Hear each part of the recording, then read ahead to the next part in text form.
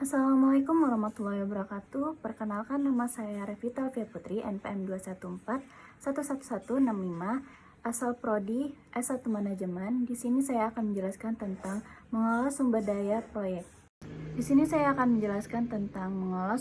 proyek. Definisi mengelola sumber daya proyek adalah proses mengidentifikasi, memanfaatkan, dan mengoptimalkan sumber daya yang diperlukan untuk mencapai tujuan dan sasaran proyek secara efektif. Sumber daya proyek terdiri dari beberapa jenis, termasuk biaya, waktu, sumber daya manusia, material, atau bisa disebut dengan bahan baku, dan peralatan yang digunakan dalam pelaksanaan proyek. Selanjutnya ada pentingnya pengelolaan sumber daya. Pengelolaan sumber daya proyek sangat penting untuk mencapai kesuksesan proyek.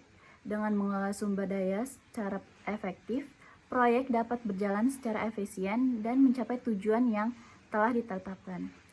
Oleh karena itu, perencanaan dan pengelolaan sumber daya harus dilakukan dengan baik dan terencana agar proyek dapat berjalan dengan baik. Tahapan mengelola sumber daya proyek. Yang pertama ada perencanaan sumber daya. Mengidentifikasi dan mendokumentasikan peranan seorang dalam proyek, tanggung jawab dan hubungan pelaporan. Yang kedua ada akuisisi tim proyek. Itu mendapatkan sumber daya manusia yang sesuai kebutuhan untuk menyelesaikan proyek.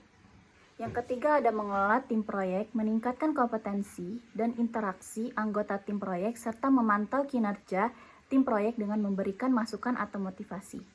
Yang keempat ada alokasi sumber daya, mengidentifikasi anggota tim yang tepat dengan keterampilan dan ketersediaan yang dibutuhkan untuk tugas proyek tertentu.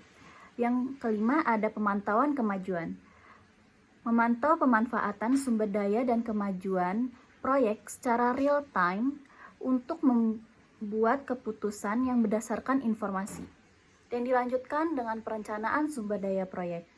Yang pertama ada identifikasi sumber daya, menentukan apa saja sumber daya yang diperlukan untuk proyek, termasuk biaya, waktu, sumber daya manusia, material, dan peralatan. Yang kedua ada alokasi sumber daya, mengalokasikan sumber daya yang tersedia untuk setiap kegiatan atau tugas dalam proyek.